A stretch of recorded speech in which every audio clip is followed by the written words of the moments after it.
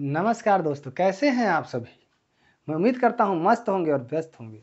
दोस्तों, आज हम लोग भारतीय राष्ट्रीय आंदोलन के अंतर्गत पार्ट 6 में आ गए हैं, जो पेट के सिलेबस के अकॉर्डिंग हम लोग चल रहे हैं।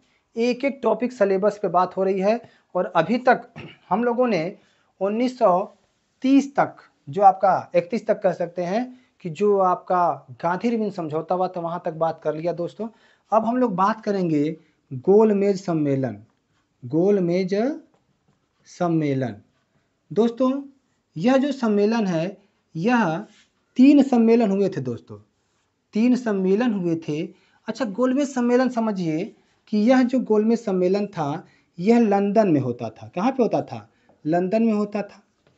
अब आप कहेंगे कि लंदन में होता था, ठीक है, कारण क्या था इसका? तो ध्यान रखिएगा, इसका कारण था कि अब भारतीयों को, ध्यान रखिएगा, इसमें भारतीयों को समान अवसर मिलता था बात करने का। मतलब अंग्रेजों के बराबर अब भारतीयों को अवसर मिलता था बात करने का इस गोलमेज सम्मेलन में दोस्तों।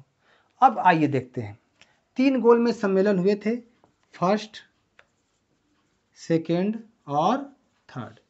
इसमें भीमराव अंबेडकर,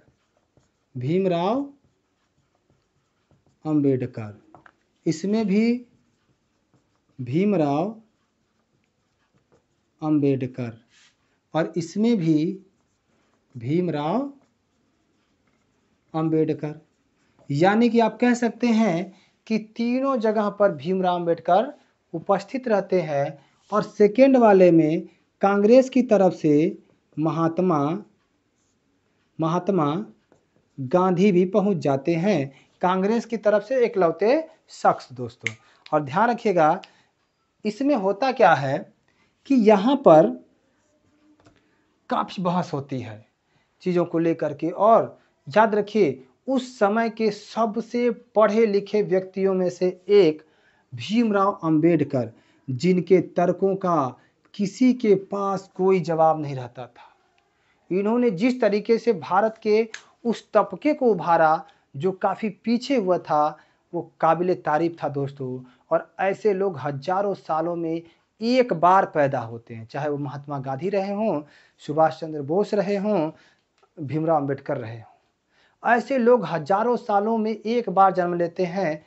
इसलिए महापुरुष हमारे धरती पर बड़े कम रहते हैं एक समय में दोस्तों।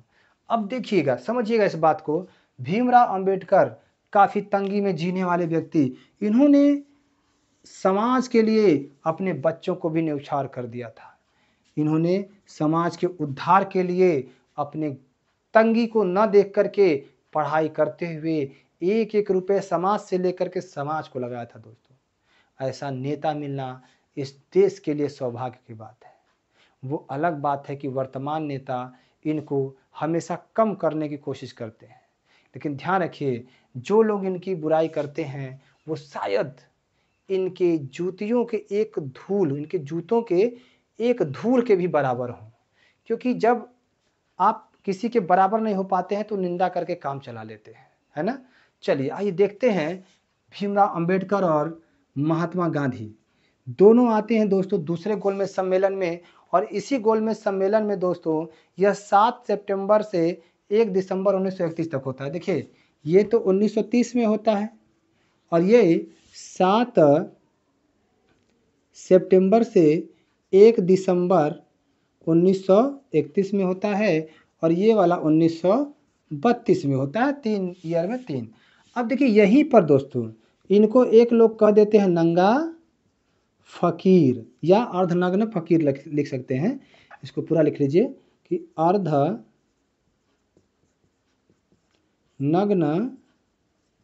फकीर, ठीक है ना?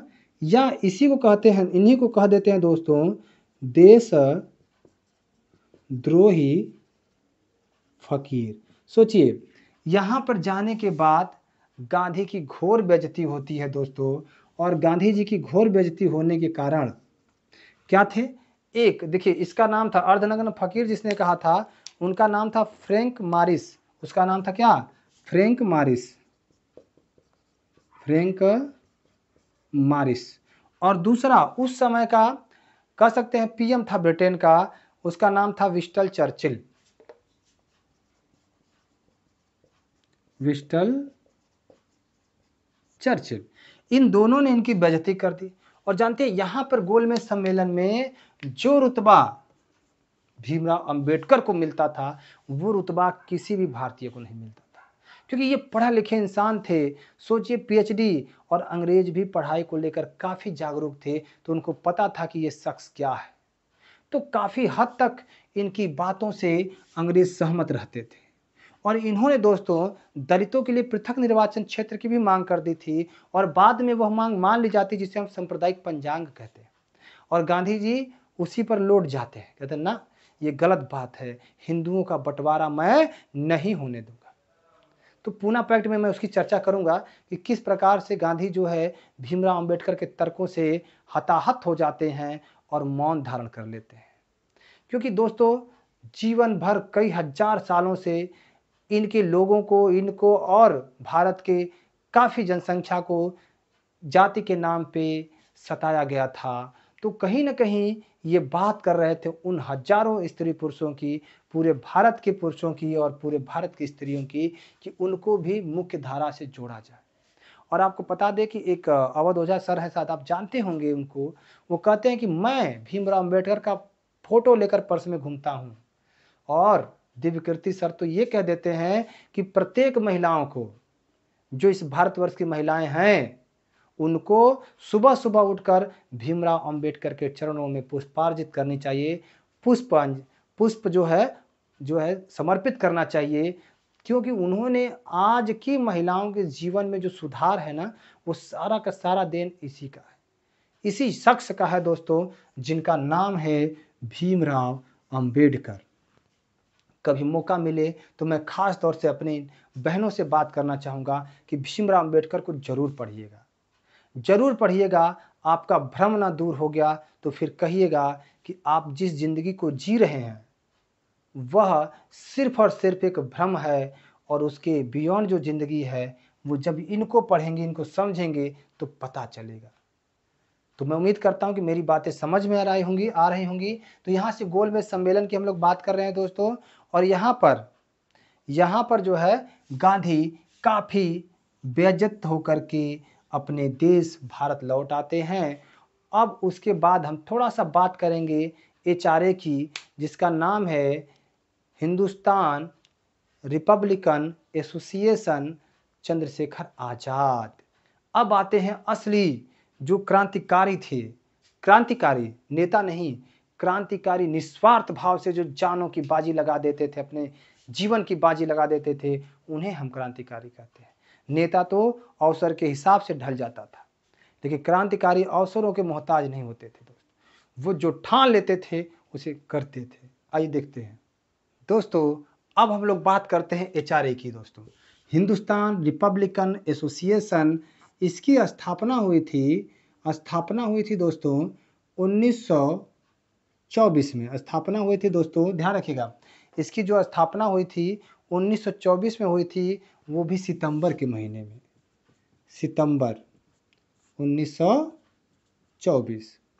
अब देखिए दोस्तों, आपको मैं दो नाम बताने जा रहा हूँ, एक चंद्रशेखर आज़ाद, चंद्रशेखर आज़ाद, और दूसरा नाम सचिंद्र सान्याल का, ठीक है ना। ये दो लोगों का नाम मैं इसलिए लिख रहा हूँ क्योंकि यह तो थे संस्थापक थे ना, लेकिन इसके स्थापना करने का जो कह सकते हैं शक्ति मिलती है, वह इनकी एक बुक थी जिनका नाम था बंदी जीवन, और इसे कहा जाता है क्रांतिकारियों का बाइबिल। सोचिए, एक बुक से इनको इतनी प्रेरणा मिली कि इन्होंने एचआरए की स्थापना कर दी। गांधी जी को जो है एक बुक से इतनी प्रेरणा मिली कि उन्होंने अहिंसा को ऐसा अपनाया कि मरते दम तक उसको नहीं छोड़ा।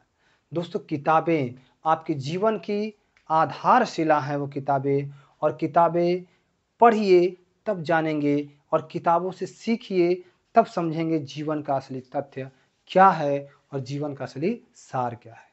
दोस्तों सोचिए, बंदी जीवन को पढ़ने के बाद इस बंदे ने एचआरए जैसी संस्था खड़ी कर दी।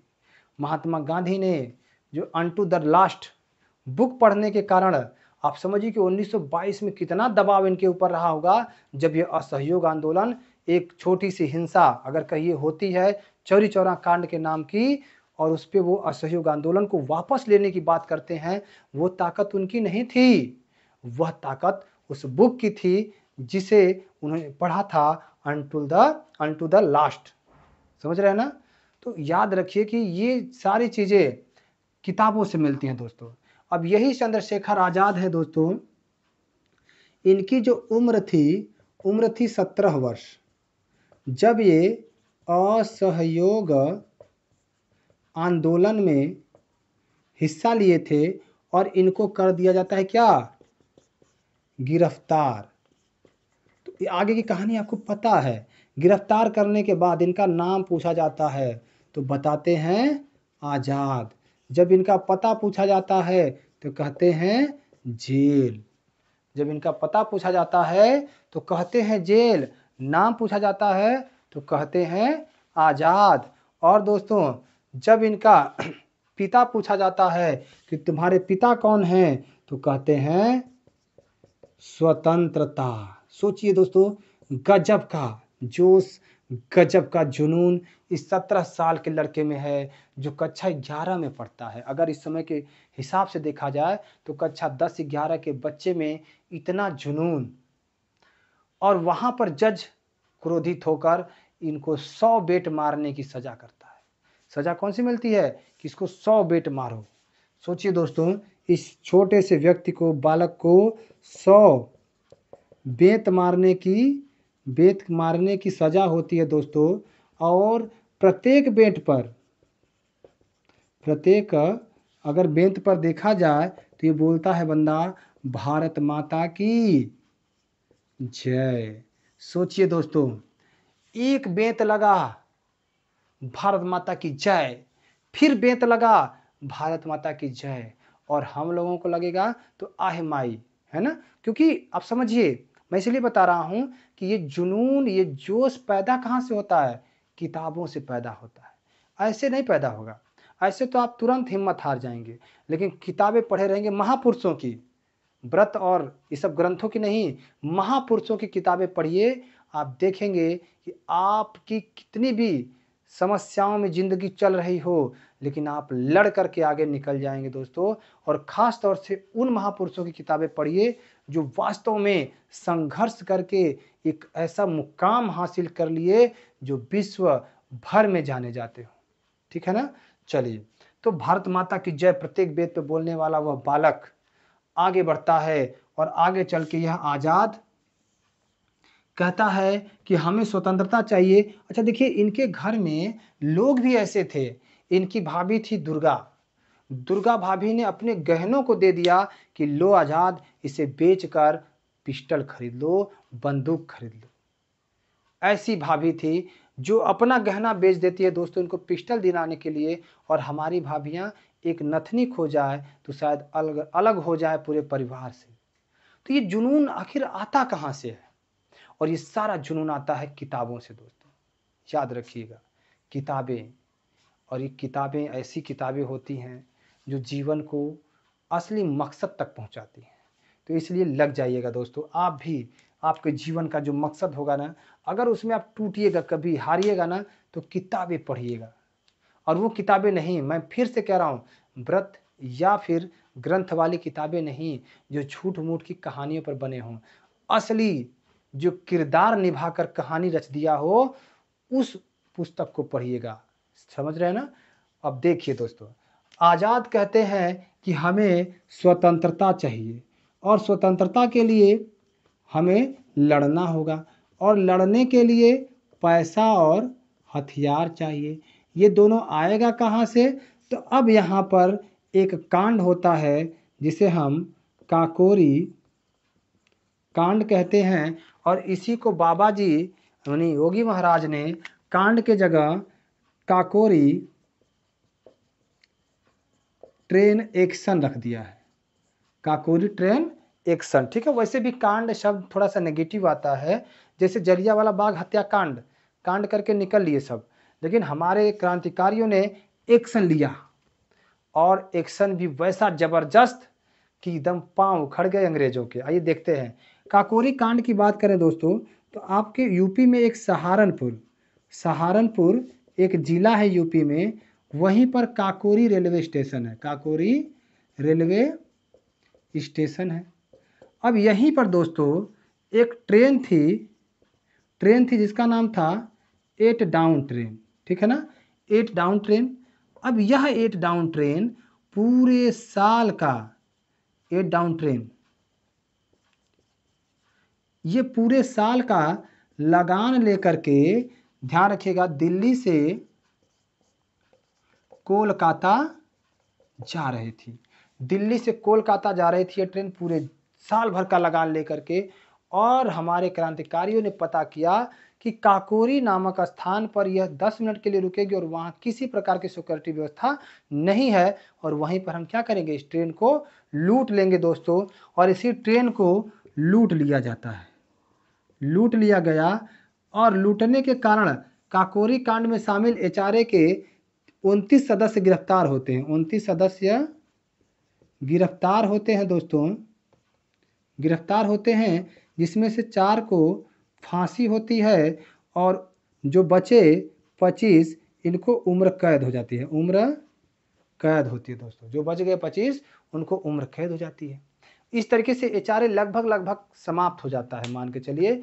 और जिनको फांसी होती है उनका नाम कहीं नोट कर लीजिएगा, अशफाक उल्ला खां, ध्यान रखिएगा, जिनको फांसी होती है काकोरी कांड में, काकोरी ट्रेन एक्शन लिखिए, ट्रेन एक्शन में फांसी किसको होती है, तो अशफाक उल्ला खां।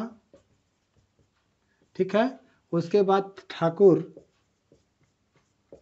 रोशन सिंह, उसके बाद 2 और नाम है दोस्तों, अशफाक उल्ला खां, ठाकुर रोशन सिंह, और उसके बाद है दोस्तों राम प्रसाद बिस्मिल और राजेंद्र लाहाड़ी, राम प्रसाद बिस्मिल और एक हैं राजेंद्र लाहाड़ी। इन चारों को फांसी होता है दोस्तों। और इसमें देखिए हिंदू मुस्लिम सब हैं, यानी कि उस समय हिंदू मुस्लिम का बहुत ज़्यादा कंसेप्ट नहीं हुआ करता था, सब मिल करके आज़ादी की लड़ाई में लड़ा करते थे।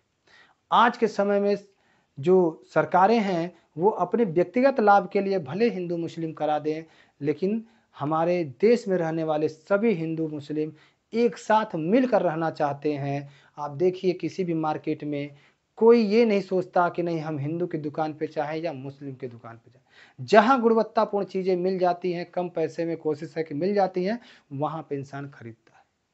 तो कहने का मतलब भारतीय संस्कृति भी यही है कि यहाँ पर मिली जुली जो संस्कृति है उसे विकसित करना हमारा परम कर्तव्य है। लेकिन वर्तमान सरकारें अपने लाभ के लिए लड़ाने में तुली रहती हैं।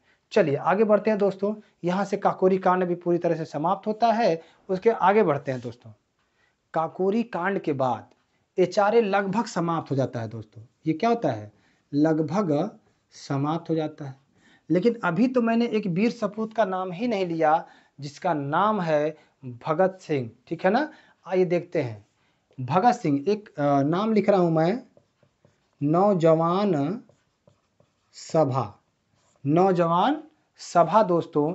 अगर देखा जाए तो इसका गठन हुआ था 1926 में और एचआरए का 1924 में।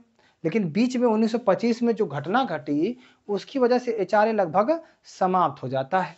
अब समझिए, अब यहाँ पे नौजवान सभा का गठन 1926 में दोस्तों आपके जो भगत सिंह थे, भगत सिंह छबील दास और एक व्यक्ति थे दोस्तों, उनका नाम था यशपाल। इन तीनों ने इसका गठन किया था 1926 में दोस्तों।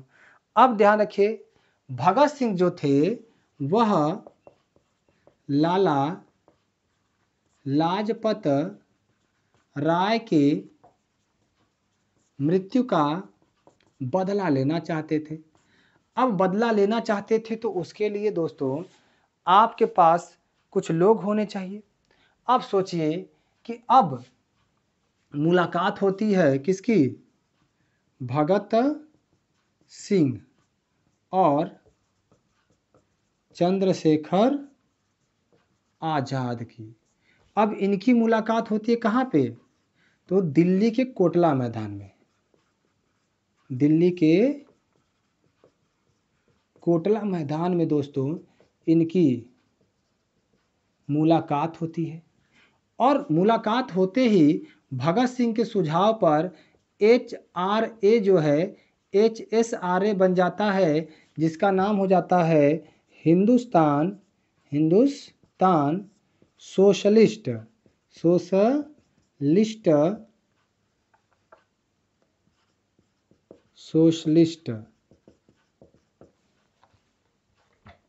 HSRA सोशलिस्ट रिपब्लिकन एसोसिएशन दोस्तों ये नाम हो जाता है, हिंदुस्तान सोशलिस्ट रिपब्लिकन एसोसिएशन इसका नाम हो जाता है। और यहाँ से अब ये दोनों योद्धा मिल करके अंग्रेजों के नाक में दम करते हैं दोस्तों। और आपको पता है कि यहाँ पर 1931 में आपको मैंने बता रखा है कि यहाँ से यह कार्यक्रम चलता है और 1931 में भगत सिंह को फांसी दे दी जाती है दोस्तों। तो ध्यान रखिएगा। अब होता क्या है कि चंद्रशेखर आजाद जो थे, एक बार अल्फ्रेड पार्क है दोस्तों, प्रयागराज में मीटिंग कर रहे थे, तभी किसी ने अंग्रेजों से मुखबिरी कर दी। बहुत से लोग कहते हैं कि यह नेहरू की कहानी है, नेहरू ने कर दी मुखबिरी। हालांकि इसका कोई कंफर्म बात डेटा नहीं मिलता है। कुछ लोग कहते हैं कि जो आरएसएस के लोग थे उस समय उन्होंने मुखबिरी की थी, मतलब हिंदू महासभा के नाम से उस समय चलता था आरएसएस शायद, तो उन्होंने मुखबिरी की थी। मतलब ये सारी बातें, क्योंकि आरएसएस का इतिहास रहा कि अंग्रेजों से काफ़ी मिलजुल करके काम करते थे। ये मेरे विचार नहीं है, मेरे शब्द नहीं है, लेकिन पेपर और न्यूज़पेपर अभी हाल ही में इस पे काफ़ी बहस हुआ था, राष्ट्रवाद को लेकर के काफ़ी बहस हुआ था। और उसमें आप पूरा इतिहास अगर खंगाला जाए तो वास्तविकता भी लगभग यही है कि इनका आज़ादी की लड़ाई से कम अंग्रेजों से ज़्यादा पटता था। और यही कारण है कि थोड़ा सा शक की सुई उधर भी घूम जाती है।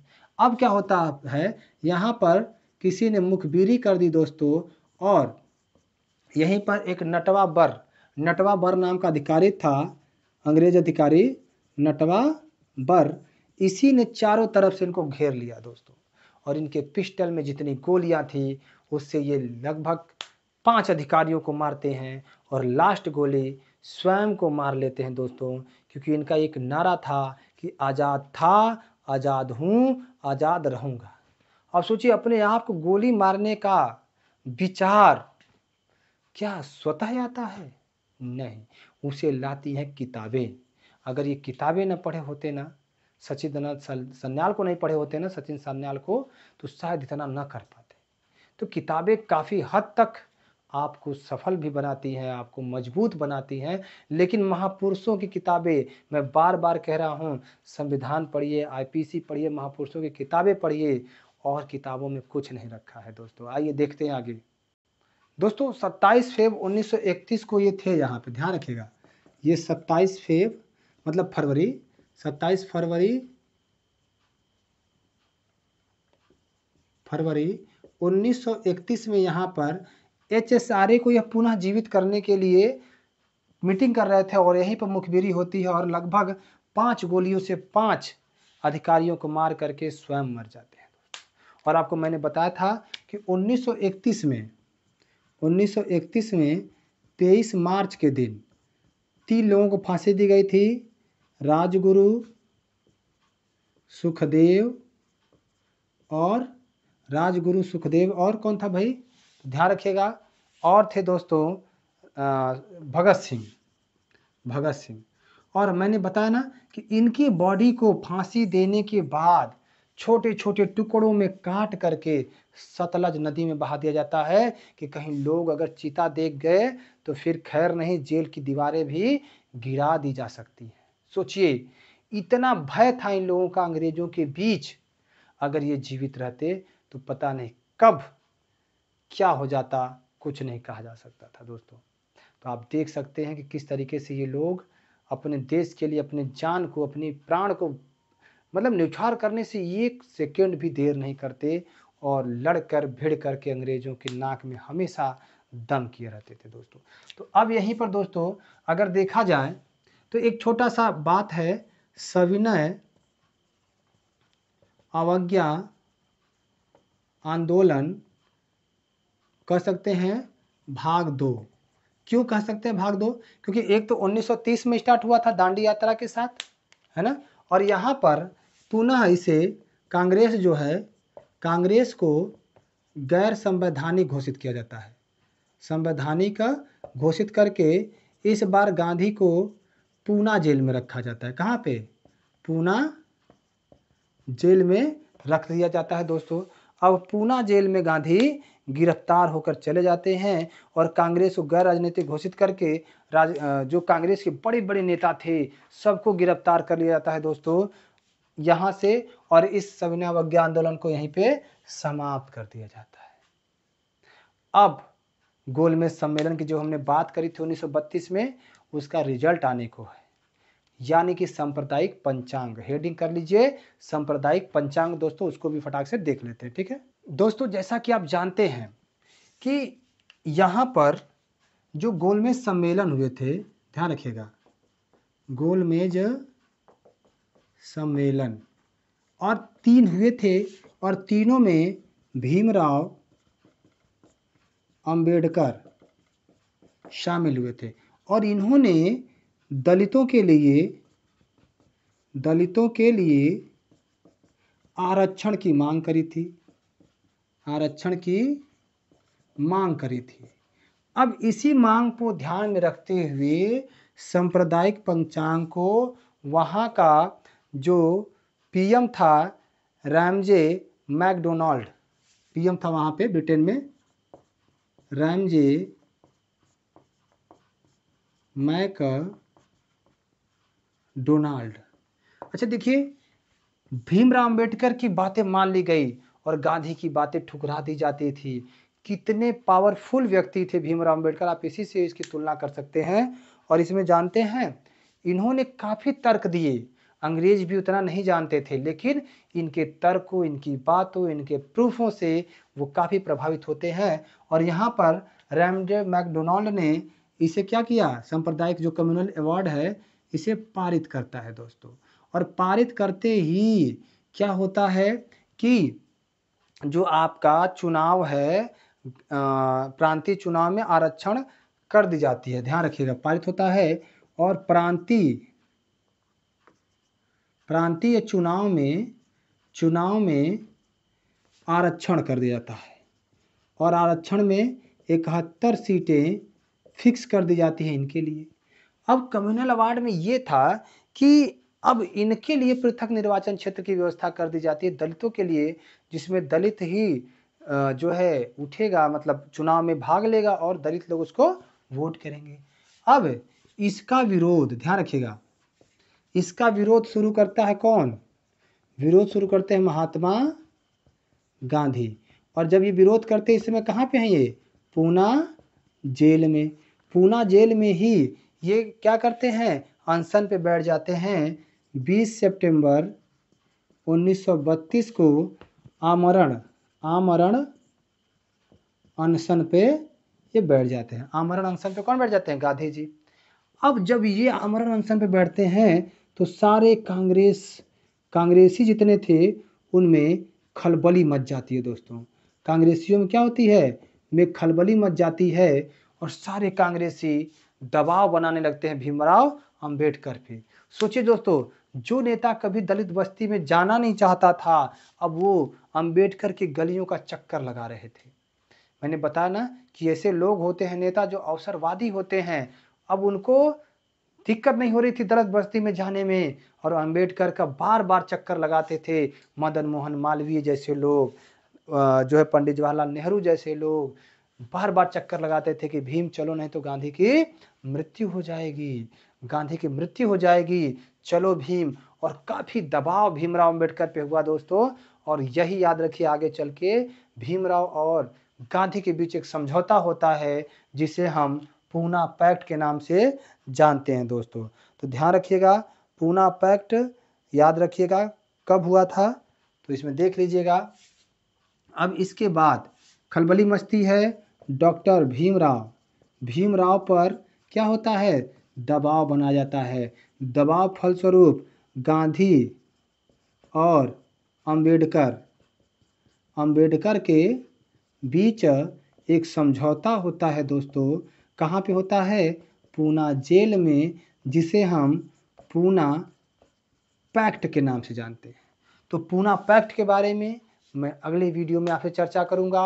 अब बने रहिए दोस्तों। अगर आपको वीडियो पसंद आ रहा हो तो इसे लाइक करिए, सब्सक्राइब करिए और अपने दोस्तों के पास शेयर कर दीजिए, ताकि पेट अगर वो फार्म डाले हुए हैं तो उनका भी पेट अच्छा निकले, यानी फार्म जो डाले हैं वो परीक्षा अच्छी जाए दोस्तों, उस पेट की मैं बात कर रहा हूँ।